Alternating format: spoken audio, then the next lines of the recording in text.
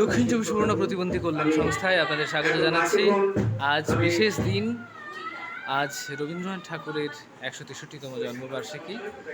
এই জন্মবার্ষিকী উপলক্ষে আমরা সকলে সমবেত হয়েছি